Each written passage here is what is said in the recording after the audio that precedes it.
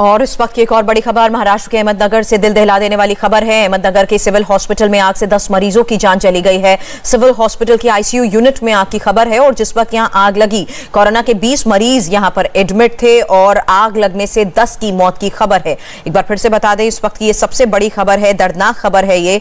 महाराष्ट्र के अहमदनगर से civil hospital में आग से 10 मरीजों की जान चली गई है। सिविल हॉस्पिटल की आईसीयू यूनिट में ये आग जब लगी उस वक्त वहां पर कोरोना के 20 मरीज भर्ती थे। अब तक 10 की जान चली गई है आग लगने की वजह से। हालांकि अब हॉस्पिटल की इस पूरी यूनिट को खाली कराया जा रहा है और इस बीच आपको यह भी बता दें कि आग पर काबू पाने की भी कोशिशें की जा रही हैं। हॉस्पिटल के कोविड वार्ड में जहां 20 मरीज भर्ते थे वहां पर यह आग लगी जिसमें 10 की जान चली गई। शॉर्ट सर्किट की वजह से यहाँ पे आग लगी है। कोविड का जो अहमदनगर सिविल हॉस्पिटल का ये जो वार्ड था उसमें 17 पेशेंट्स थे और यहाँ पे उनको वहाँ से शिफ्ट किया। उसमें लोकल एमएलए ने भी वो इमीडिएटली यहाँ पे पहुँचे थे। सब यहाँ पे जो भी कार्रवाई करने की कार्रवाई किया, लेकिन दुर्भाग्य से 10 लोगों का मृत्यु हुआ। फायर ऑडिट हुआ था सर? फायर ऑडिट हुआ था तो अभी मतलब 10 लोगों की तो जान गई है, लेकिन फिलहाल में अभी कितने इंजर्ड है और कितने सीरियस इंजर्ड है और उनको कहाँ लाया है और बाकी के 6 जो है दूसरे हॉस्पिटल के दूसरे वार्ड में वहाँ पे शिफ्ट किए हैं। नया आईसीयू बनाया गया था जिसमें कोरोना के रुग्ण थे। निश्चित रूप से ये घटना बहुत ही गंभीर है। ये स्पष्ट आदेश था कि सभी अस्पतालों का फायर ऑडिट किया जाए, इसकी जांच बैठाई जाएगी कि इस अस्पताल का फायर ऑडिट किया गया था कि नहीं किया गया तो कौन दोषी है, और फायर ऑडिट के बाद भी अगर आग लगती है तो क्या कारण है। निश्चित रूप से जांच होगी और जांच में जो दोषी होगा उन पर कार्रवाई की जाएगी। इंडिया टीवी संवाददाता जयप्रकाश इस वक्त हमारे साथ जुड़ चुके हैं। जयप्रकाश, इस वक्त हालात वहां पर क्या हैं?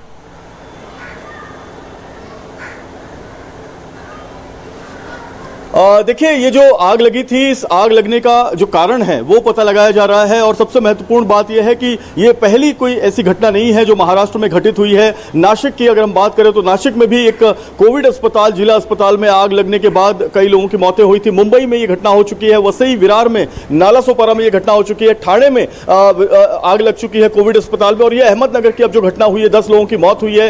एक जो मरीज है वो बहुत सीरियस है और करीब 5 और मरीज जो है इसमें घायल है। तो निश्चित तौर पर इसकी जांच बिठा दी है महाराष्ट्र सरकार ने। महाराष्ट्र सरकार के जो कैबिनेट मंत्री हैं नवाब मलिक, उनसे हमारी बात हुई, उन्होंने कहा कि न सिर्फ जांच बिठाई गई है बल्कि जो दोषी हैं उन्हें भी नहीं बख्शा जाएगा। अस्पताल कर्मी हो या फिर जो आउटसोर्स करने वाले ठेकेदार हो, कॉन्ट्रैक्टर हो, जिन्होंने भी आईसीयू का निर्माण किया था, क्योंकि आईसीयू बहुत जल्द ही बनाया गया था। जो तीसरी वेव आने की बात कही गई है, उसके बाद अलग अलग जिलों में जो जिला अस्पताल हैं उसमें नए सिरे से कोविड वार्ड और कोविड आईसीयू बनाए जा रहे हैं, ताकि अगर तीसरी लहर आती है दिवाली के बाद तो उसकी तैयारियां पहले से की जाए। और इस कोविड वार्ड में ऐसा बताया जा रहा है कि करीब 17 मरीज थे जो कोविड के, जिसमें से 10 मरीजों की मौत हुई है। 3 अन्य मरीज जो थे उनको सुरक्षित बाहर निकाला गया है। लेकिन ये आग क्यों लगी, कैसे लगी? जब कोविड अस्पताल में ये आईसीयू का जो वार्ड था वो नए सिरे से बनाया गया था तो उसमें क्या ऐसी खामी रह गई? क्या फायर ऑडिट किया गया था या नहीं किया गया था? और फायर ऑडिट अगर किया गया था उसके बाद ये घटना कैसे हुई? इन तमाम चीजों को लेकर जो तहकीकात है, जांच है, वो जिला स्तर पर भी हो रही है। जिला एसपी, जिला कलेक्टर जो है इस मामले में घटनास्थल पर पहुंचे हुए हैं। महाराष्ट्र सरकार जो मुख्यमंत्री हैं वो लगातार इस पर जो है अपनी नजर बनाए हुए हैं। यहां से 2 मंत्रियों का दल भी अहमदनगर के लिए रवाना होने वाला है। करीब मुंबई से 300 किलोमीटर के आसपास की ये दूरी है, तो ऐसा माना जा रहा है कि शाम तक जो मंत्रियों का दल है वो भी वहां पर पहुंच जाएगा। जो गार्जियन मिनिस्टर है अहमदनगर के, वो भी वहां पर जो है वो पहुंच रहे हैं। हालांकि हैरानी की बात यह है कि जिस तरीके से आपने बात की शुरुआत की जेपी, कि ये कोई पहला मामला नहीं है। अब ऑडिट करने से क्या फायदा होगा? जो हालात हैं उस पर पहले से ही नजर क्यों नहीं बनाई जाती? बिल्कुल सुरभि, और ये बहुत चिंता की बात है, बहुत दुख की बात है कि महाराष्ट्र में एक के बाद एक, अगर हम 2020 से अगर हम बात करें, खास करके 2021 की बात करें जब दूसरी लहर आई, उसके बाद से ऐसी कई घटनाएं हुई हैं महाराष्ट्र में, जिसमें कोविड के अस्पताल में, कोविड के आईसीयू सेंटर में गैस जो ऑक्सीजन प्लांट है उसमें आग लगने की घटनाएं हुई हैं, ऑक्सीजन प्लांट फटने की घटनाएं हुई हैं। नालासोपारा वसई में भी 2 घटनाएं हुई, ठाणे में एक घटना हुई, नासिक में एक घटना हुई, मुंबई में हुई। तो ये लगातार जो घटनाएं बढ़ रही हैं, इससे ये जरूर चिंता पैदा करती है कि आखिर ऐसी क्या वजह है, क्या खामी है कि महाराष्ट्र सरकार या उनके जो आउटसोर्स ठेकेदार हैं या जो ब्यूरोक्रेट्स हैं वो इस पर अपनी नजर नहीं रख पाते हैं। ये कहां पर गलती होती है, कहां पर लापरवाही होती है, इन तमाम चीजों को एक बार देखना बहुत जरूरी है। अब हालांकि इस तरह की लापरवाही दोबारा ना हो, इसको सुनिश्चित करना भी एक बड़ा चैलेंज जरूर होगा। लेकिन जयप्रकाश, अभी वहां से क्या खबर है? क्या पूरे हॉस्पिटल प्रीमाइसेस को अब खाली कराया जा चुका है? हालात काबू में हैं? जी बिल्कुल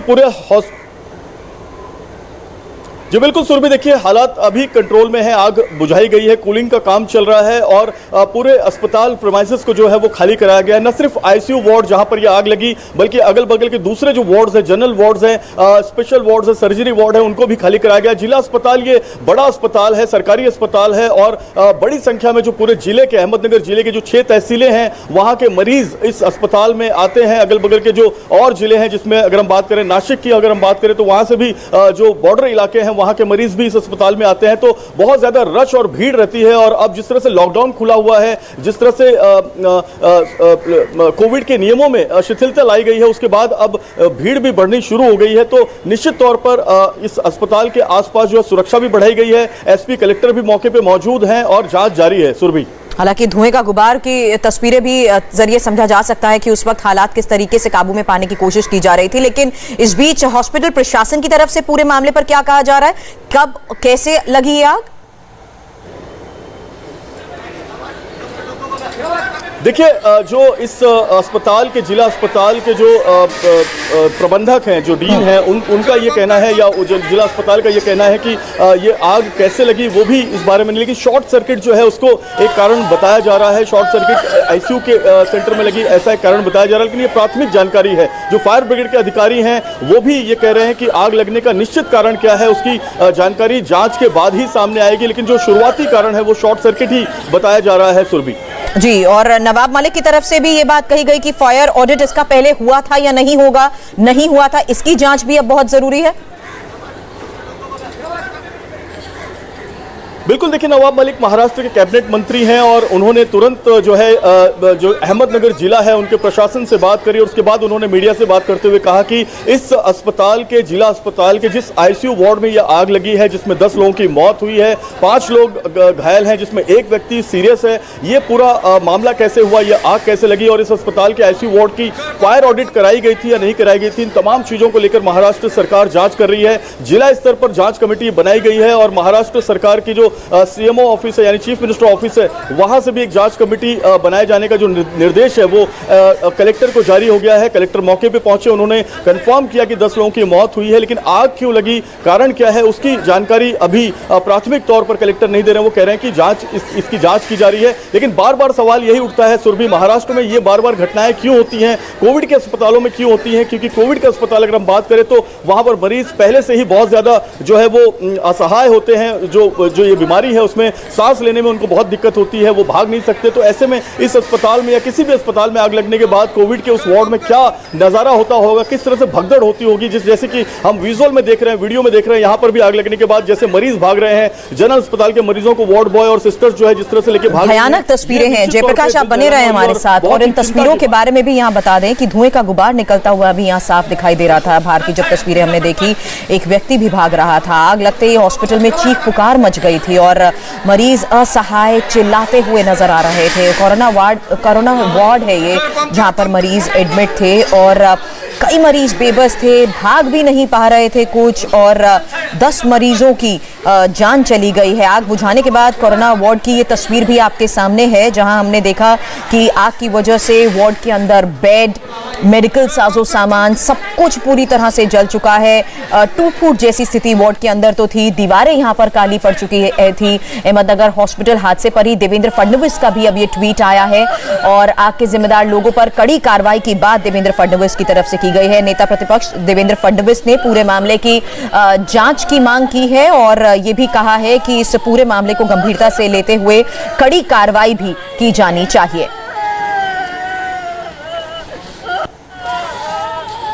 एनसीपी विधायक जगताप इस वक्त हमारे साथ जुड़ चुके हैं। आप इस बारे में हमें बता पाएंगे कि अभी तक की जांच के बाद क्या कहा जा रहा है, क्योंकि बात तो ये भी कही जा रही है कि नया ये आईसीयू वार्ड बना था, तो ऐसे में क्या फायर ऑडिट पहले से किया गया था या नहीं?